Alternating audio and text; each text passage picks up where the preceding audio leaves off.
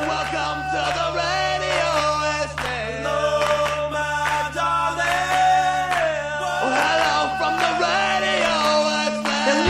Hello, my darlings, and welcome back to yet another episode of Radio Wasteland, the best in paranormal talk radio. I'm your host, Chauncey Hallworth. This is my co-host, Kara Kittrick. Hello.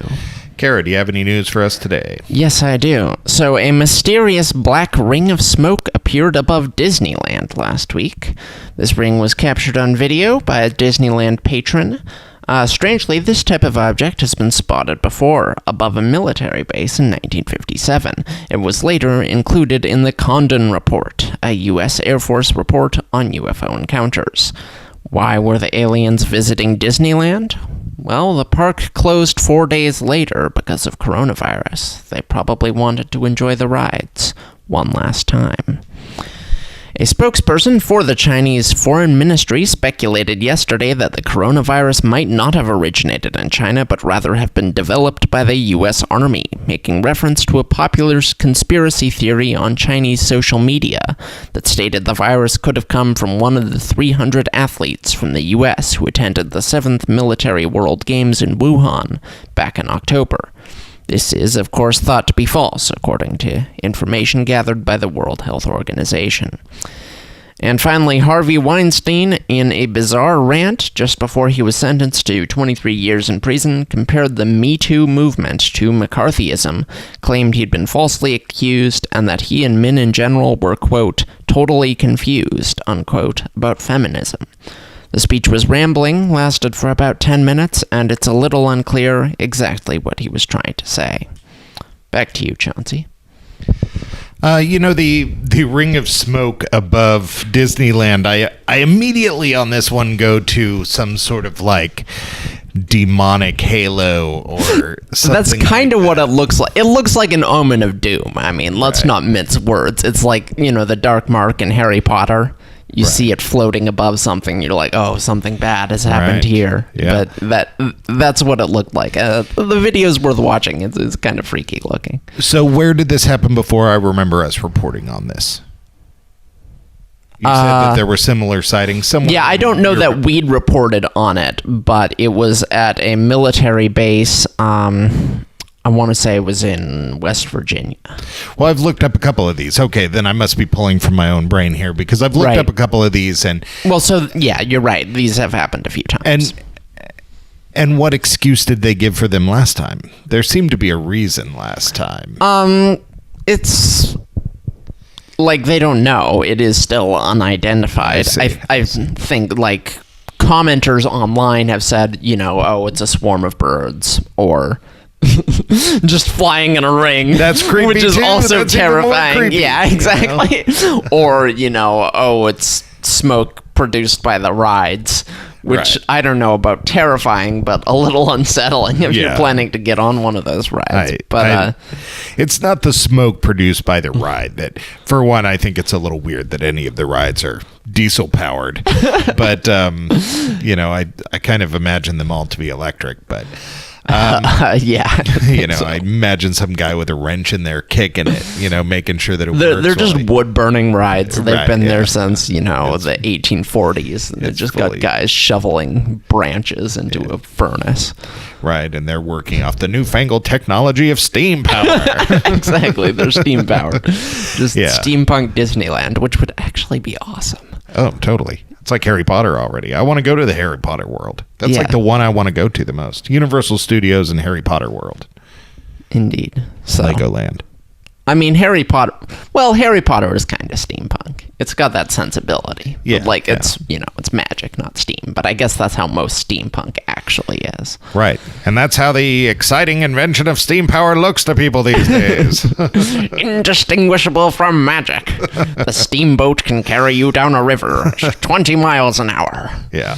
I don't think I'm getting away from possible rampant Satanism going on at Disneyland, though. It's possible. One commenter said that this ring had been sighted also like a few years earlier in Disneyland too. Right. So, are they doing dark rituals? Yes. Sacrificing a kid every couple of years. It makes sense. No one would notice. Nothing has ever made this much sense before. You're right. And honestly, I didn't even think of that when I was on the aliens kick, but some kind of physical manifestation of the darkness of Disneyland makes You're slipping, much more Kara. sense. You're slipping. I am. All right, Corona developed by the U.S. Sure, we've all entertained this. Delivered by athletes? No. I'm not going with that one, but we've all entertained that, the joke around here lately has been that coronavirus was made and put out by Amazon to secure a world of mail order shipping. Which I could believe, actually. So that's where I'm shockingly with plausible. Right, with that conspiracy, but I don't know, I mean, what's the term going around? The boomer remover, on an economic level, clearing out old people would help the economy in 10 years. So, I mean, it's possible a government would do this, but I don't think any government actually believes that I feel they have enough control of a virus to release it on purpose. And I feel like if a government was, responsible, they would not be actually trying to stop it. Right. They would probably be making a token effort to deal with the virus, but, just doing everything they could in the background to make sure that their efforts are totally ineffective and the containment fails. Oh, wait. Right. So do you think that... Right. Was anthrax a virus or a bacteria? I think anthrax is a bacteria. I'm not an anthraxologist. I don't know. Because germ warfare with bacteria makes sense to me, but germ warfare with a virus just seems like you are poking the lion with a stick with a piece of Nerf on the end. I mean, it's kind of like martial arts with a hand grenade. I mean, right? There's there's no controlling it. Although there was that cool movie Equilibrium where they did martial arts with guns. Gun kata. Yeah, that was rad. Yeah, is that what it was called? That was a really good movie. I think that's what they called it in Equilibrium. Yeah, that was cool. Although I think the term came from some other thing. Yeah. They kind of co-opted it. And of course, speaking of coronavirus, we are hitting this point now where just this morning it came out that keep gatherings less than 10 people. Jeez. Yeah. Well, that's fine. I don't remember the last time I was in a room with more than 10 people. Right. I'm going to have all my friends over and have them have all their friends over. Exactly, in order to get 10 people in the room. And then Harvey Weinstein, the Me Too movement, like McCarthyism. Yeah. I get why he would say that. But of course, he's he's not the person to say it. If maybe a guy like Louis C.K. said it, I might go I get where he's coming from. You're still being a little crap about it. But, but Harvey Weinstein was a straight up rapist. Yeah. I don't know if that counts as the Me Too movement is failing us. No, I think that counts as finally rich and powerful rapists are going to prison sometimes. Right. Very few times, but still, that's more than zero. So. As a middle-aged white man, though, I watch it go on, and I understand why white men are just oh my God, because part of me feels that, oh God, am I going to get in some sort of trouble? The other part of me knows that I've been married for 16 years, and there's no chance in hell that's going to happen. But, it's here's to put it into this weird perspective of what could happen. I watched this show. I think I've told you this before about a child pornography ring. Okay. And this guy's home with his family, and the feds bust in the door, and they arrest this guy because he's got a bunch of child porn on his computer. Sure. His family leaves him. He goes to prison. Well, years later, it turns out that his computer had been hacked and that other people were storing and serving up information from his computer. So that's kind of the paranoia that comes to people. Don't get me wrong. I'm just putting out some understanding out there to other people like me to remind them that this is not what's going on, and supporting other people to get the equalities that you have is definitely where we should be going. So having a little fear, it's not uncommon that doing the right thing can be a little bit scary. So, tighten up your pants and let's go. Well, it'll be all right. whenever I'm like at the TSA or something, like when I'm trying to get on a flight, or just whenever I'm around the police in general, I'm just like, what if I have a gun and I don't realize? It's that sort of thing crosses my mind it's too. that kind of anxiety, like, Yeah. And I'm like, I've literally never held a gun in my life. I don't know that I've actually been in the same room as a handgun ever. Mine's a little more realistic, but not much more realistic. It's like, oh crap, where did I put that pocket knife I had when I was 12? Do I have it in my pants pocket now? Right, yeah. Well, it's that kind of thing, and I'm just like, oh no. Right, yeah. And what if I'm actually a serial killer and they know, but I don't, because it's a born identity kind of situation? Will they believe that I've lost my memories? Well, this coronavirus situation right now is a prime example of how people can react when they're scared. Oh, absolutely. And the big thing in the news right now, they bought up all the freaking baby formula so that they can make cookies and bake bread while they're in. I mean, babies need baby formula. I'm adopted. My mom was not making any breast milk. I had to be raised on baby formula. There are a lot of babies out there who need baby formula. No, and these people who are buying it up, they're planning on making mac and cheese with it. Wait, what? No, seriously. Yeah, no, baby formula mac and cheese? As a replacement for milk. That's still kind of, I don't know. That's just weird. I mean, baby formula is not dehydrated lady breast milk. Well, I know. Although it is still gross, don't get me wrong. I'm just being squeamish, I guess. Yeah. But also, now is not the time. Now is definitely not the time. Baby macaroni. Right, yeah. Yeah, that's what we were joking about. It's like, Terry just went shopping today. All the meat was gone from Safeway. And Jazz is just all, what are these people going to do during their, oh no, we're quarantined. Let's barbecue and make milkshakes. Yeah, it was meat and frozen berries. So, a bunch of, people on keto diets are totally buying up all the meat and just making themselves organic smoothies and just. Well, for those of you out there on a keto diet, beef. I can guess that one way to lose weight fast would be to get the coronavirus. That's probably true. So, don't beat yourself Although up. I don't know if it causes weight loss, but it might just make you too fatigued to do anything. I think it causes lack of appetite. Does it, though? I think that's one of the things. You ever had pneumonia? Well, okay, no, I haven't. I have. And, you've had sicknesses that are like it, and it causes a lack of appetite. Okay, interesting. I didn't realize Just that. being sick in general makes you lay around and moan into a pillow. True. I mean, fatigue is definitely part of it. Right. But That's what I'm saying. There's not a lot of I'm looking at the gastroenteritis silver lining kind of here, thing. Kara. Okay, the silver lining I on get the coronavirus is, if I get it, I'm hoping to lose a couple pounds. Possibly all of them. All pounds. Hoping to lose all pounds. Or how many pounds is the human soul? 2.7 grams or something. I'm gonna end up losing that much. I forget. Yeah, you're gonna cut down your weight, just the weight of the human soul. yeah. The rest of me is gonna be there and dead and cold. Yeah, but then you can be an awesome poltergeist. That's true.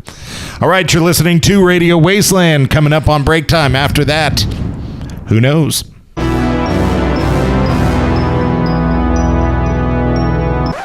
Visit Radio Wasteland at Instagram at instagram.com/Radio Wasteland.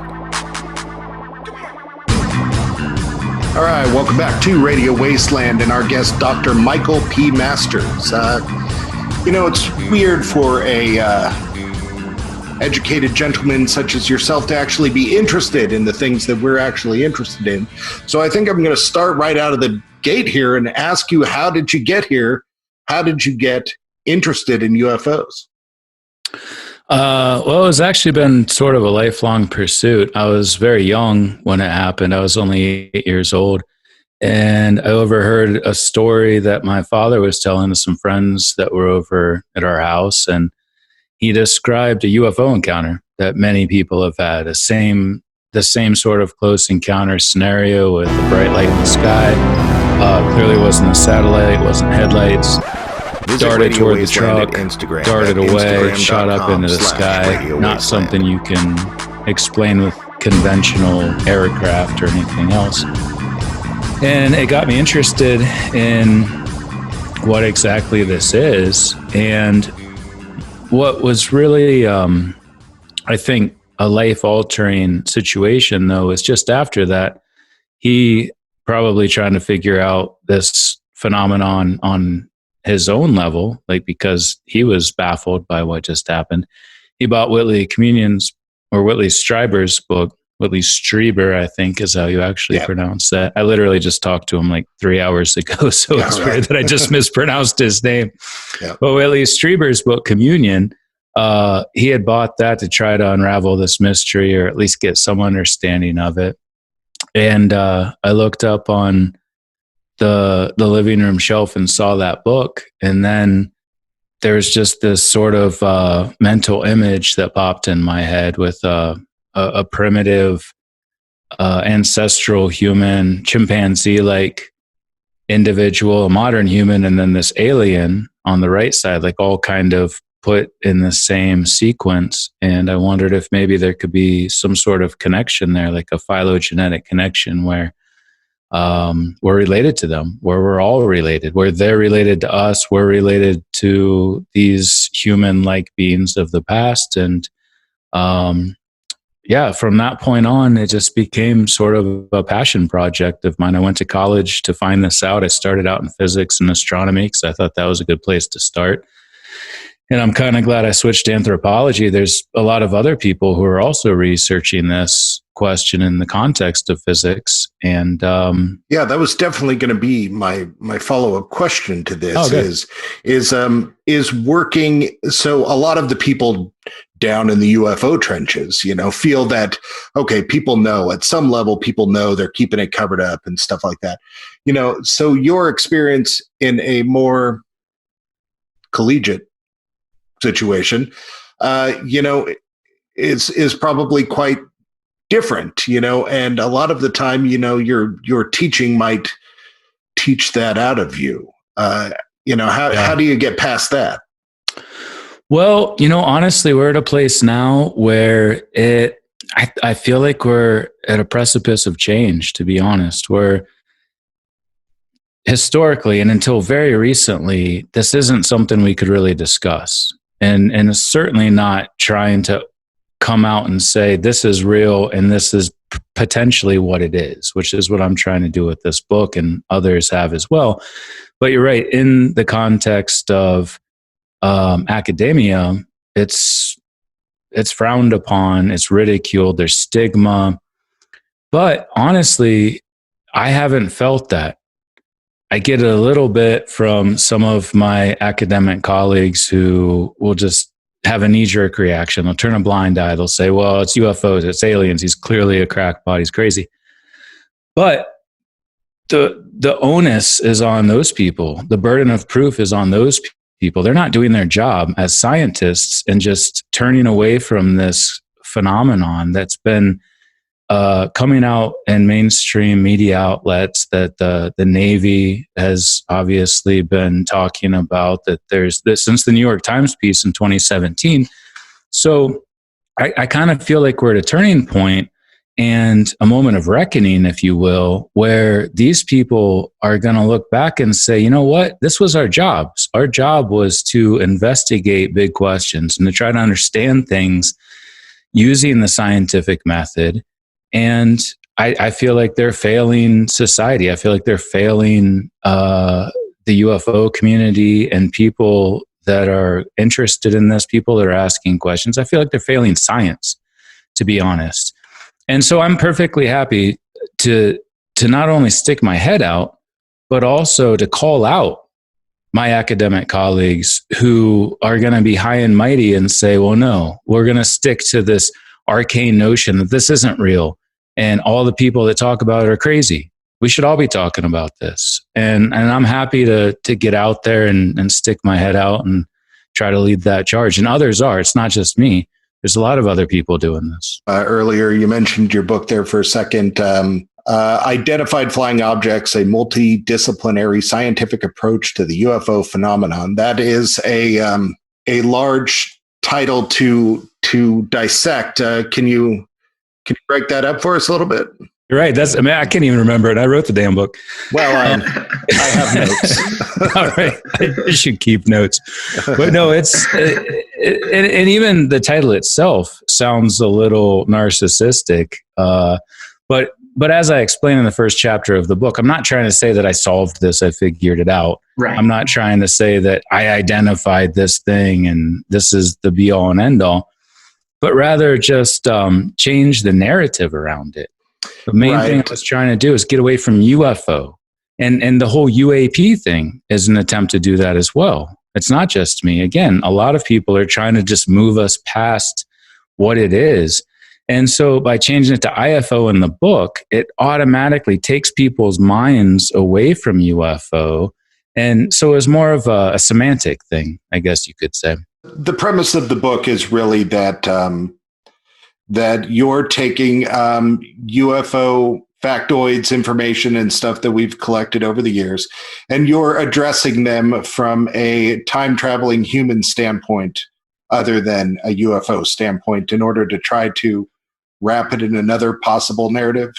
Yeah, I mean, in a sense, but almost the flip side of that, where I'm trying to take long-term evolutionary changes in human culture and biology, and then put those in the context of UFOs.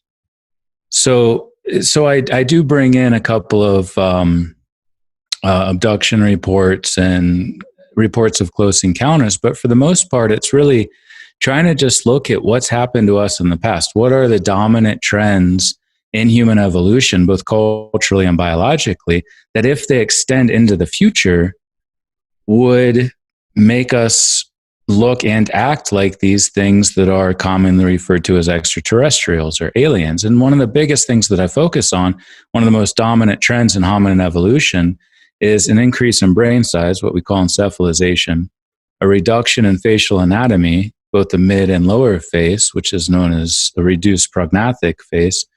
And if those same trends continued, as they have throughout the last 6 million years, we're likely to have bigger heads and smaller faces, and specifically more globular crania, bigger, rounder skulls.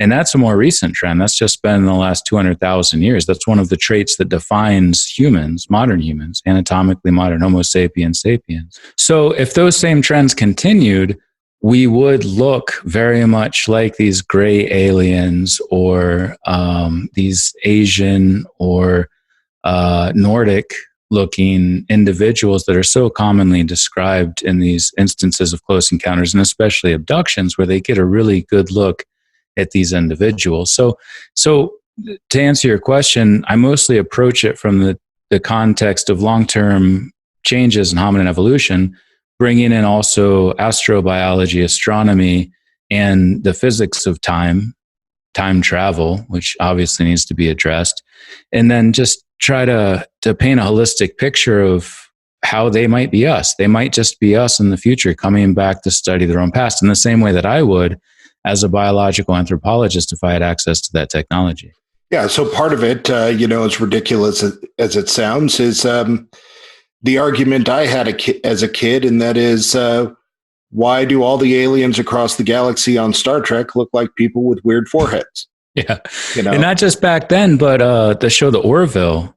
Seth, what's his name? Seth MacFarlane. Yeah, same thing. And they all speak English. Right. They're all very Caucasian for some reason. Sometimes they'll throw in, the token black person or Asian person, but for the most part, they're just white people speaking English with weird. That's foreheads. What we know. We can associate with that, but that's not what anything. I don't even say people. There wouldn't be people on other planets if they had a different gravity, different distance from their sun, different chemistry, different coding system. They're not likely to have the DNA that we have or the RNA that preceded that. They're not going to look anything like us, let alone be able to communicate with us in our own languages, be close enough to us, to be able to find us and to come here and to be slightly more advanced. Like all of those things just scream future humans, if you think about it. I think another pop culture reference, as long as we're doing that, that's sort of pertinent to the conversation, is Interstellar,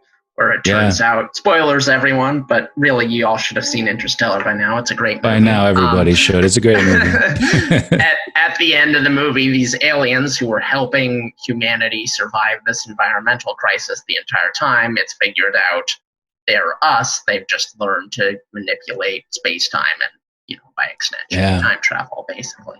So this is an idea that's floating around. Absolutely. It's been around for a long time. Yeah. And what was so cool about publishing this book is that I realized just how many other people have thought this for so long. And I never claim that this is an original idea. I mean, it was to me as an 8-year-old. In that sense, it is original. But there's so many people that have been talking. It showed up in songs. It showed up in little clips in movies. There's people that have written papers about it. And that's because it makes sense. And that's because potentially that's what is actually happening here. So I'm building a case around this from my research, from my work as an anthropologist and the research I've done in physics and astronomy and astrobiology. But there's so many others contributing to this right now. Diane Tessman just published a book last month, I think, called Future Humans and the UFOs, that lays out a case for this exact same thing. And it's been the same sort of lifelong pursuit for her as well. There's a lot of researchers advocating for this because it makes sense. So in a sense, what we're seeing is like a paradigm shift in the UFO community. Hopefully, I mean, at least something to bring into the conversation. And there may still be some extraterrestrial aspect to this. I'm not saying we should replace the extraterrestrial hypothesis, but we should at least consider this as a valid alternative to that, especially based on just how logical it is, how much sense it makes in the context of what people report. Yeah, Kara's pointed out several times on the show that if you're able to travel faster than the speed of light, you're able to travel through time. And that really one will not be achieved before the other one necessarily if it's a matter of speed. Right, they're the same. And we should probably talk about like the physics of time travel later. Absolutely, yeah. It's an important part. Other than the hominid resemblance, do we have any other information that really would lead us to this conclusion?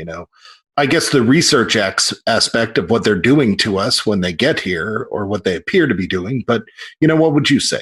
Well, I mean, obviously people's individual accounts, their experiences, those should not be discounted, but it's not something we can count as evidence in a strictly scientific sense. Even, eyewitness accounts that holds up in court. That's something that is taken into account in the litigation process. But in science, it doesn't really matter what people see unless it's statistically, quantitatively observable.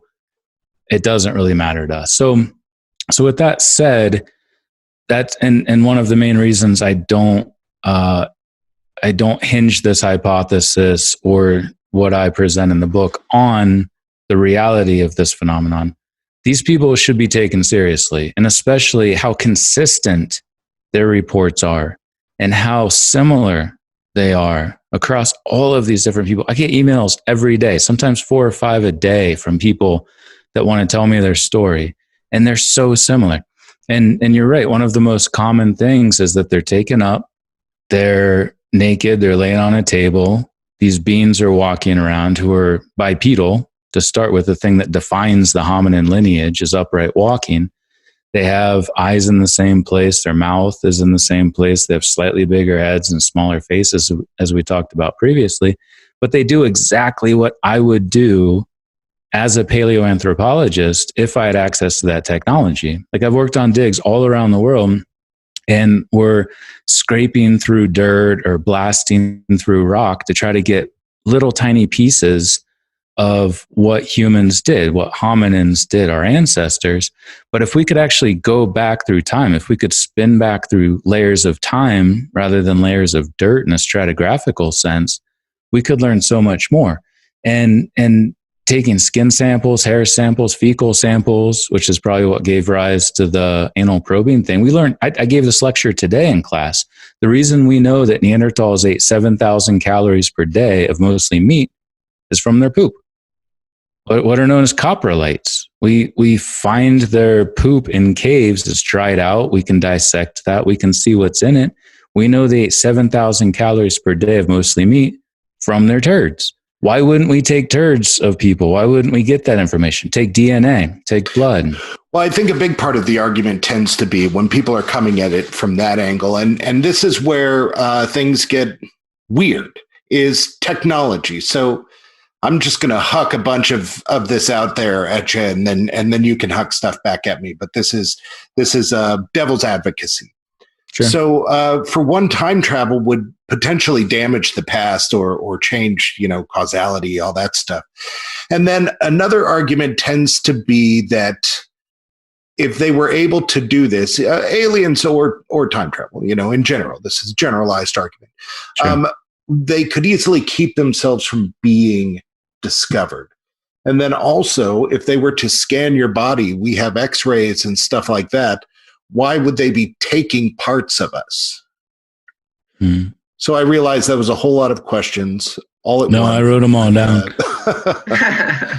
So the first one, those tend to be the general skeptic arguments. Yeah, and there's a couple others that come up a lot too that I could address too, especially related to like the movement of planets and how would they not only find when we are, but where we are in time. That's one that gets brought up a lot too. But no, a lot of people have this sense, and unfortunately it comes from pop culture references. It comes from things like Time Cop or Marty McFly and Back to the Future. But if you study time, and I'm not a physicist, but also physicists don't have a monopoly on time. Other people have been studying it for much longer, philosophers, anthropologists, obviously physicists as well. I do tend to side with the physicists more in their conventional notion of block time. And block time or landscape time is this way of understanding time as a four-dimensional entity. And we can either think of it as 3 dimensions that are moving or 4 dimensions that are static. And we impose movement in the context of our brains, our consciousness as biological entities where we feel like we're moving through this. And for anybody who's ever taken mushrooms or done LSD, you get a disconnect from that. You get a sense that, wait, like the way I'm perceiving this isn't really the way this is. When we go to bed at night, it's the same thing. We go to sleep, we wake up instantly, and all of a sudden it's the morning. But what happened to that 8 hours where we were asleep and doing things?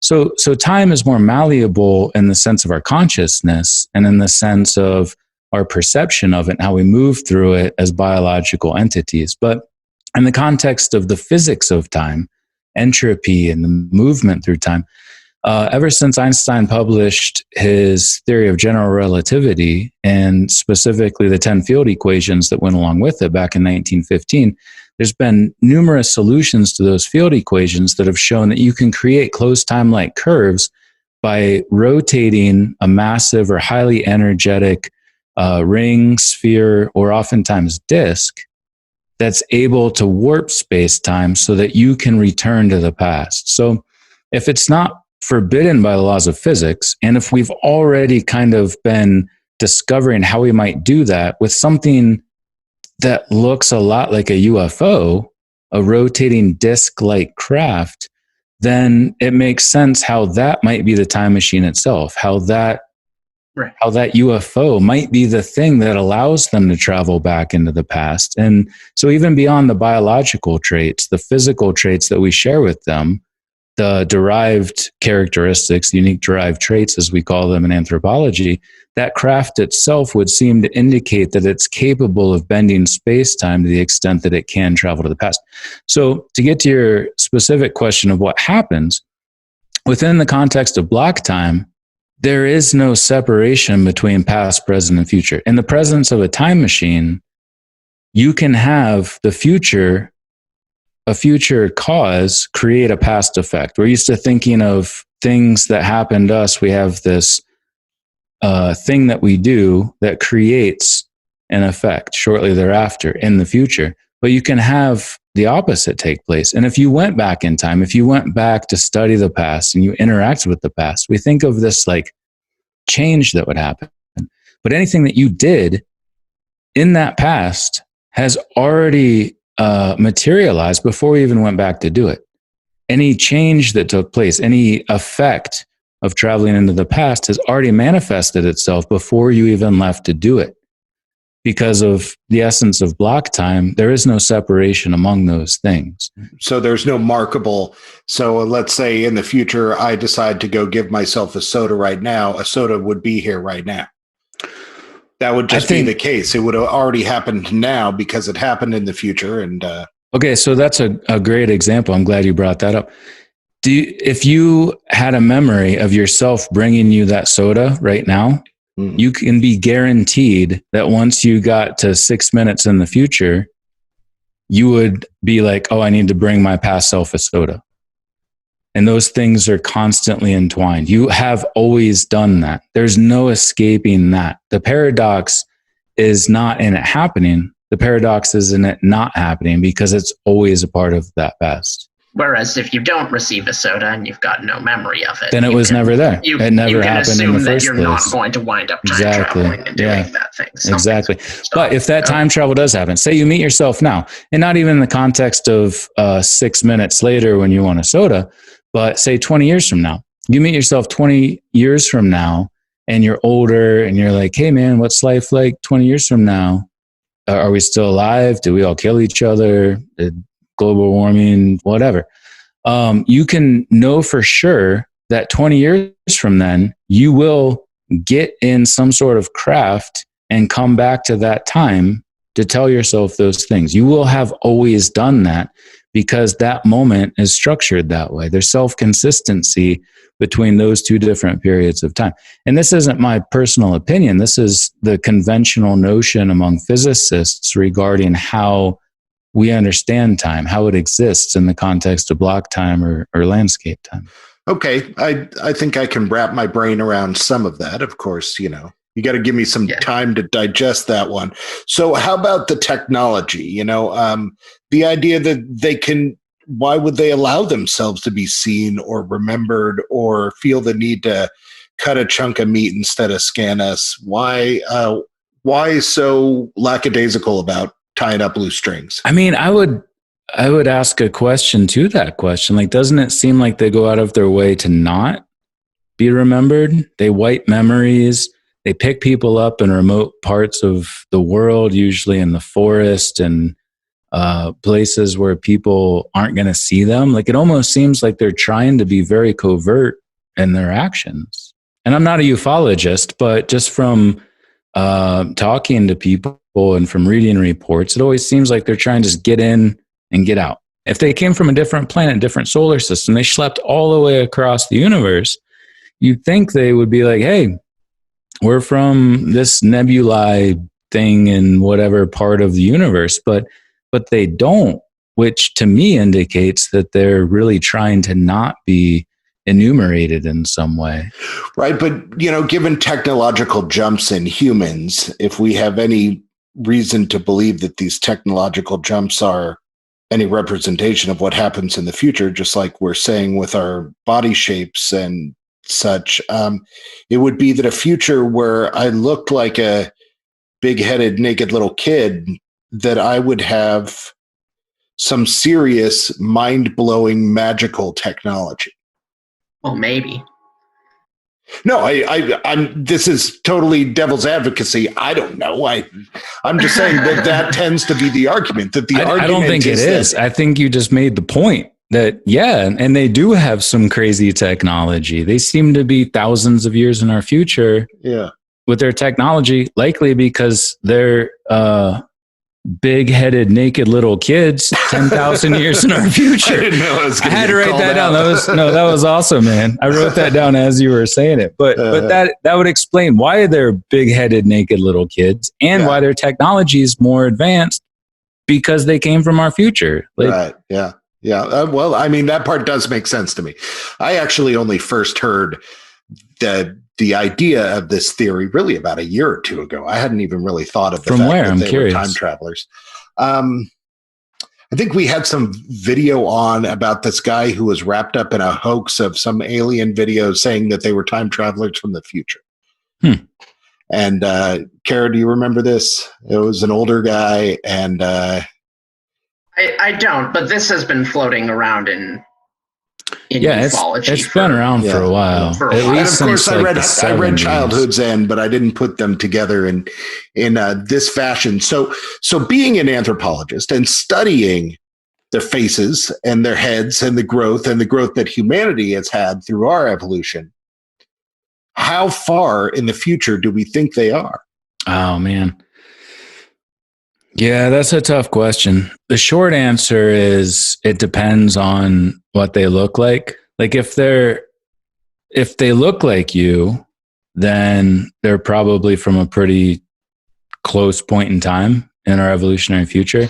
If they look like a reptile or an insect, that's probably a more distant period. And what I usually tell people is if you went back in time now, okay, with the characteristics that you have, 100 years in the past, you would look very similar to people there. Your clothes would look different.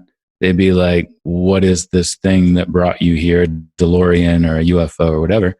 You go 5,000 years in the past, you still look pretty similar. 200,000 years in the past, to the dawn of anatomically modern Homo sapiens, you look a little bit different. They have very primitive technology. Your technology looks tremendously sophisticated in relation to theirs. You go back 2 million years in the past. Now you're the one with the big head and the big eyes and the small face and the really complex technology. You are the extra-temp-estrial, as I call them, or the aliens. You are that thing that we describe. So I think it just depends on when. And that's why it's so hard for me to answer that question. And no, many that makes people sense. have asked It kind of blew my mind a little bit. People have asked me that. George Norrie once made me give him an answer. I was like, I talk in the book about that very question a lot. And I said, George Norrie, I'm not going to answer that because there's a lot of factors. And then also across different periods of time, and this is something we struggle with in paleoanthropology, there's also sex variation, differences between the sex. Males and females look different morphologically. Age variation. Are you talking about a 4-year-old or a 20-year-old or a 50-year-old? They all have different morphological traits. If they come from different regions, if they're sub-Saharan African or Native American or European, they have different traits. How do you account for all of those, especially in the context of something so ethereal as abduction reports, where I describe this Asian-looking or Nordic or insect-like, reptile-like creature? How do you say when they come from? I think once we have time travel technology, in the same way that once we had fire, we never stopped having fire. 1.8 million years ago, we invented fire. We harnessed the power of fire and then kept it going. In that same context, once we have time travel technology in the future, we're going to keep having it. We're going to keep that going. So at the very first time that we see those people from the very first period, there's still bias in that. Why? Say we do it in 100 years. Why would they come to now? They would look exactly like us. Why would they come to now? They already know everything about us. There's still archives, there's records. But it has to get to that point where we lose some of that information. It's where they care to come back and study us. So it just depends on who we see and from what time period. And it's so hard to answer that question because of that. And also complicating that is the thought that, maybe they have the technology to genetically engineer themselves, right? Right. Yeah, absolutely. Or artificial. Exactly. Artificial intelligence. Like, what about AI? Right. Like, some of these things might be robots who are pushed back through time to study us because it's too dangerous, or when they first start doing it, I wouldn't be that human. Like you talked about Contact. Would you be Jodie Foster dropping through that thing? I would have to have some serious dad issues like she did. Yeah. To be willing to I think we all would. Yeah. Maybe that's what it'd take. We'll all just be shitty dads so we can make a bunch of Jodie Fosters. I'm working on it, man. I'm working on it. My kids are going to mistreat our children for science. Yes. That's the takeaway from this conversation. Exactly. Mistreat our children for science. All right, you're listening to Dr. Michael P. Masters here on Radio Wasteland. All right, do I call you Michael or Doctor? You can call me whatever you want. Do you make your students call you Doctor? I don't actually know. What's funny, I'm glad you brought that up. Are you? In a classroom environment, they tend to. If they don't, I don't really care. Right. I'm not one of those guys that's like, I went to 10 years of school and you should call me this. But honestly, like, I interact with my students in ways that are very formal. Like I butchered a deer, a mule deer with one of my students just like 2 months ago. And we're laying out meat on the table, drinking beers, cutting it up. Like, how am I going to make them call me Dr. Masters in that situation? Seems like that's the perfect situation where you're all, can you hand me a spleen, Dr. Matthews? I taught them about anatomy and some important things about butchering, but it was professorial, but it's an informal situation. So no, just call me Mike, call me whatever. I'm not particular. Okay. So, earlier you used the term extra-temp-estrial. And of course, I got an understanding of what that term was in the context, but why don't you lay that out for us, what that really means? Well, I think our default is to say extraterrestrial. We do that without even thinking about it. And like you said earlier, if we're going to have a paradigm shift, and I'm not saying that this is going to be that, but we should at least consider other things. The term extraterrestrial innately implies that they come from a different planet. There's no way around that. Extra means outside of, terre, the Latin root, earth, outside of earth. So I just replaced terre with temp, the French word, and which is derived from Latin as well. So outside of time, as opposed to outside of Earth. And you hear this on Ancient Aliens all the time. You hear this on anywhere. People just always say extraterrestrial. Like, that's what we're talking about. But for a paradigm shift to occur, we need to change the nomenclature associated with that. We need to have a lexicon shift to facilitate that paradigm shift. And I'm just trying to offer another alternative way of speaking about it so that we can hopefully have a different way of thinking about it.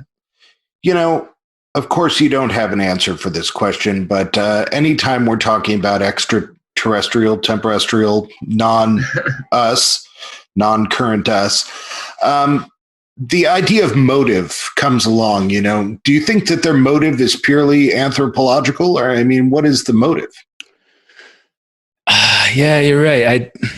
I appreciate you prefacing that question with that, because I can't know. I haven't met them. I haven't asked them. Of course, yeah. And it sucks because a lot of people have, and I haven't. So I'm a little jealous and spiteful toward those people. Hint, any abducting aliens. Yeah, hey, if you guys want to come down and abduct me, like I could.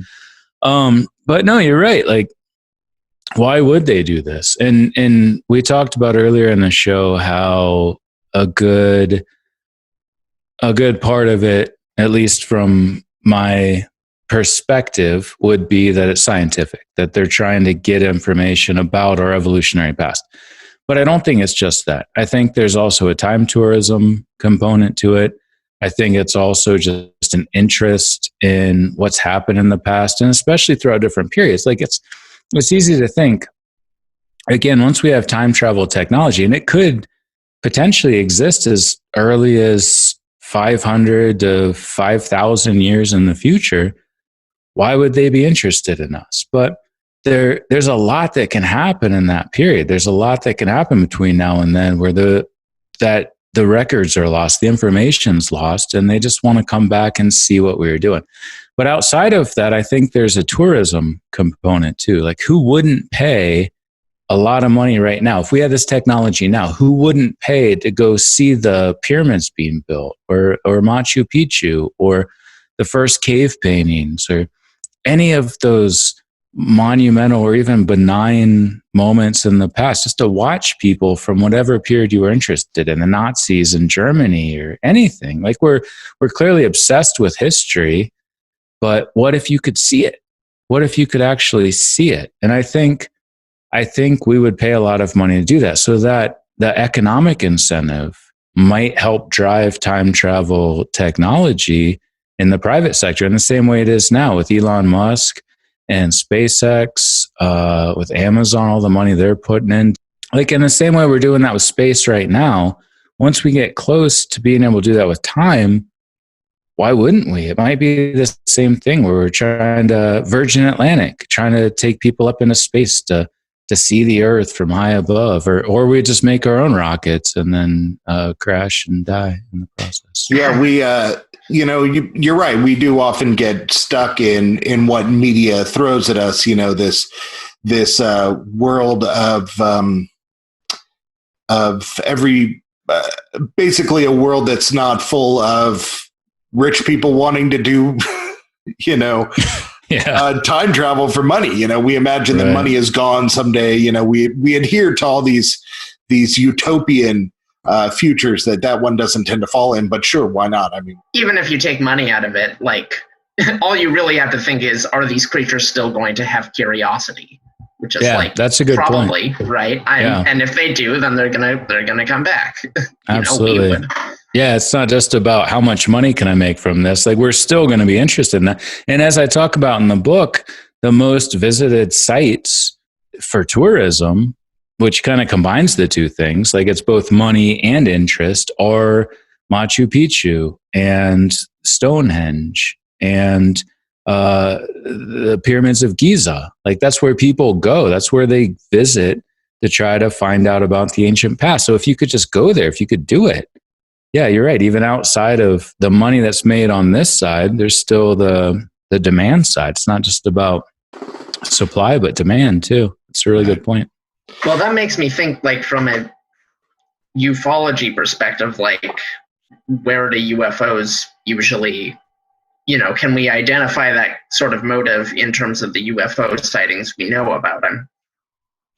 The only thing I can think of is that UFOs seem to be really interested in nuclear power plants. So maybe that's going to be the craze in the future. Like, well, I mean, and that makes sense too in the context of them being a product of us or not.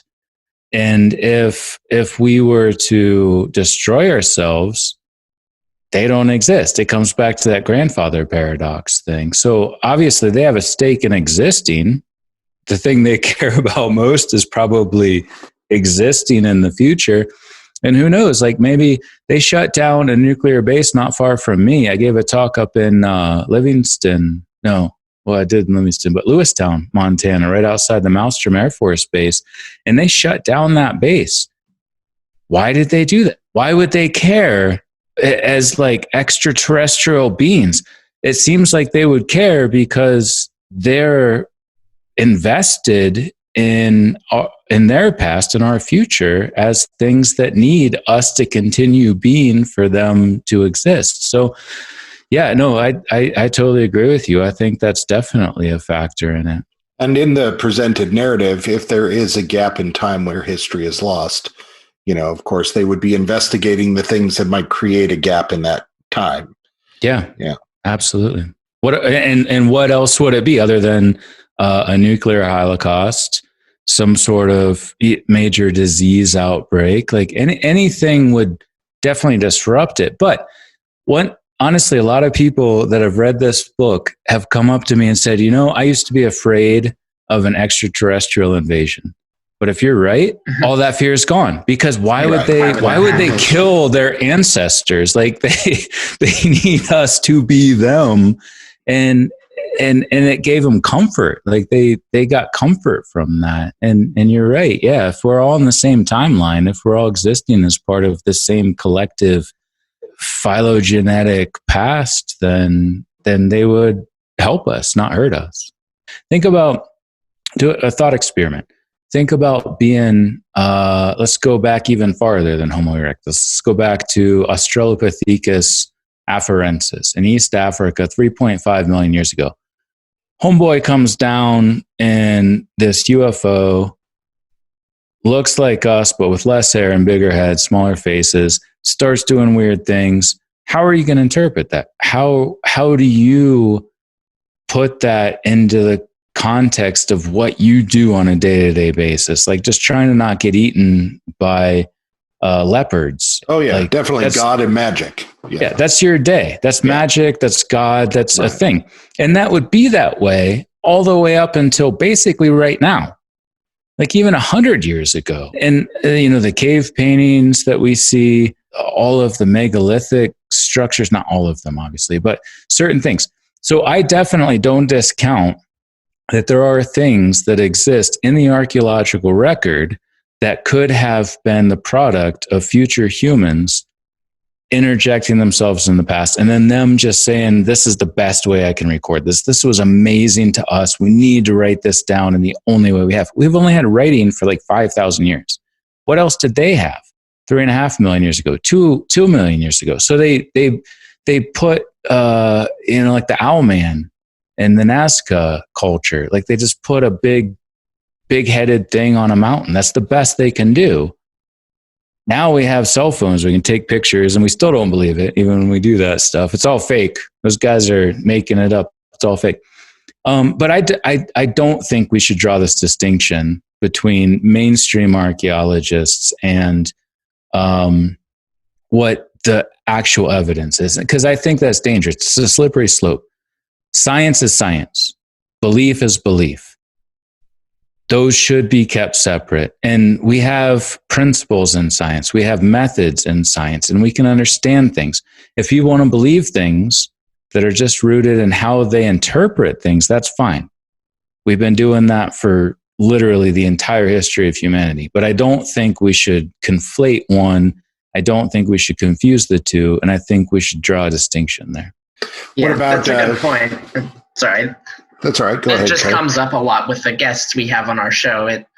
We often get into conversations about sort of like the use of mainstream as a pejorative when it comes to science. And I know it's bullshit.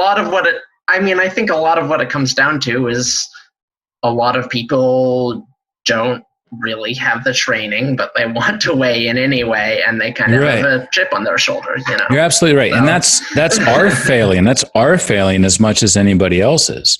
And honestly, like, we don't do a good job communicating with people in many ways. We write articles, we get on TV sometimes saying things on PBS or any number of documentaries that describe human evolution and the archaeological past. And it's interesting. It's tremendously interesting. But there's a segment of the population who sees us as the enemy, or we're not including things that they think should be included. And that's why I think it's important to draw that distinction. And that's why I'm so happy to come on shows like this and to talk to people directly, because it's us too. We are at fault too. It's just as much us as it is anybody else. We need to communicate to everybody. It's not just in talking in esoteric publications or on specific documentaries. We need to be talking to everybody. And so many of my anthropological colleagues, and especially in archaeology, fail to do that. They make an us versus them thing, that these people are crazy. We're right. We shouldn't be talking to them. They're idiots. They're just off in left field. No, everybody should be talking with each other, but we still need to differentiate between belief and evidence. That's a very, very important distinction. What about pushback from the UFO community? Do you get any pushback from them? More so than anybody else. It's crazy. I never expected that. I never expected that to happen. Yeah, it's been nuts. They're a contentious bunch. They are. Suppose you discovered.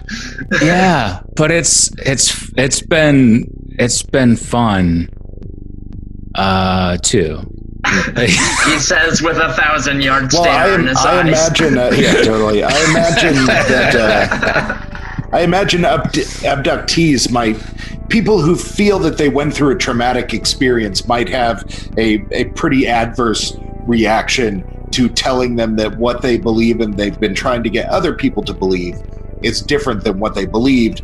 And I would guess maybe you would get some negative. No, abductees, quite the opposite. Abductees have been overwhelmingly like yeah, this feels like what happened to me. Oh, really? It's the ones, across the board. It's been crazy.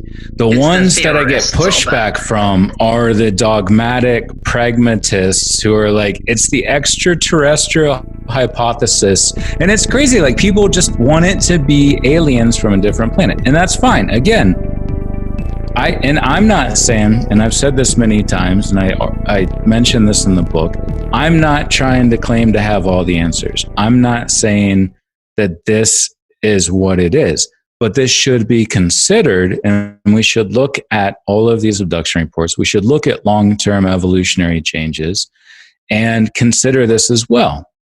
But many people, especially in MUFON, and I don't mean to call them out specifically, but that's the place where I felt it the most. They gave a talk at their 50th anniversary conference in Irvine. I've never felt more attacked anywhere than at that conference. And it's crazy because I didn't expect that. I thought, I'll go talk to UFO people. Like, I expected that from people in anthropology and physics and astrobiology, but no, it came from MUFON, and it came from people that are just, they're sometimes charlatans that just make money off of the extraterrestrial hypothesis. They've latched themselves, and we have that in academia too. I'm used to that. I've been dealing with that for a long time. And I realize you're not putting every MUFON person into that. No, you're just saying absolutely that they're not. there. I love MUFON. MUFON is a great organization. I love MUFON. I was so honored that they asked me to speak at this conference. Jan Harzan, awesome human being. He's doing great things there. I'm not throwing them under the bus, but I just didn't expect to be persecuted so much. Not just there, but I gave a couple MUFON talks before too. And maybe it's just that's where the extraterrestrial hypothesis exists as a thing that people defend. I don't know. Like, that's what it's always been. So maybe I just tapped into some sort of like vein of defense that I didn't realize exists. But no, I'm so glad you asked that question, because I felt more persecution from individual, not MUFON, not the organization or specific groups, but individuals in the UFO community than I have from my scientific colleagues, which I never could have predicted 12 months ago. Sad to say, that doesn't really surprise me after, talking with people are people, and they have their opinions, and they get very emotionally invested. Well, we talk to our guest William Pullen all the time about.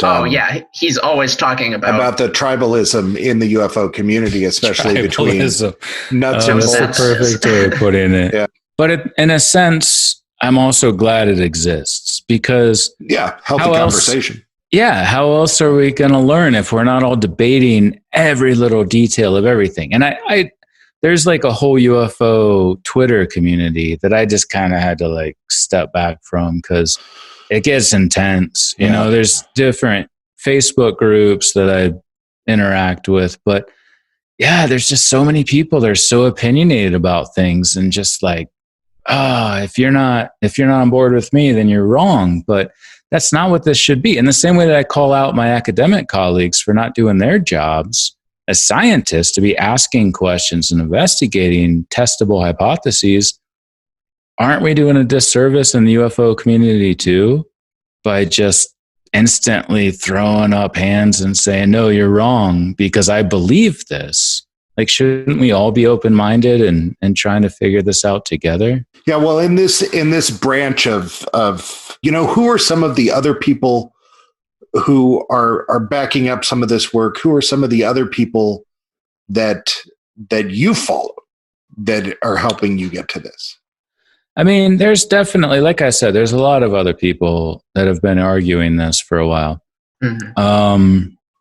I mentioned Diane Tessman's recent book that just came out, Future Humans and the UFOs.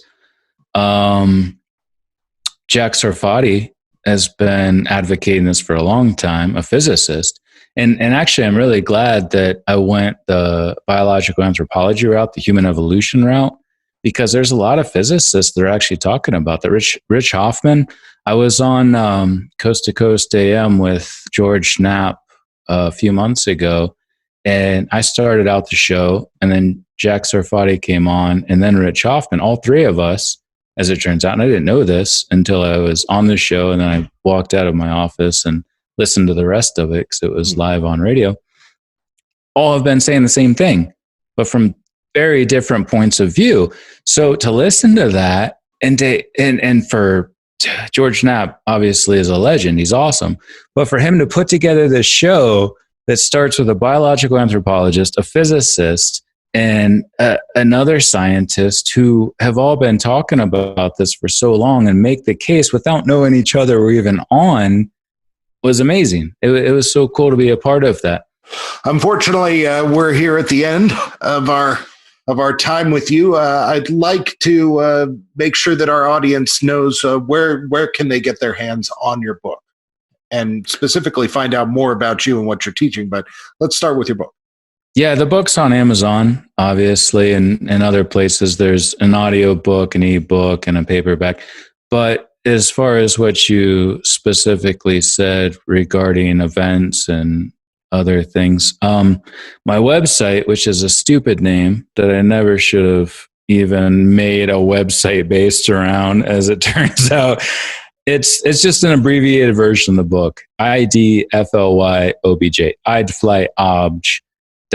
I thought if I shorten it, then I don't have to. Nobody has to type in anything anymore. That was such a 1990s mentality. Like, we can all just Google stuff. So honestly, if they Google anything, it'll come up at this point.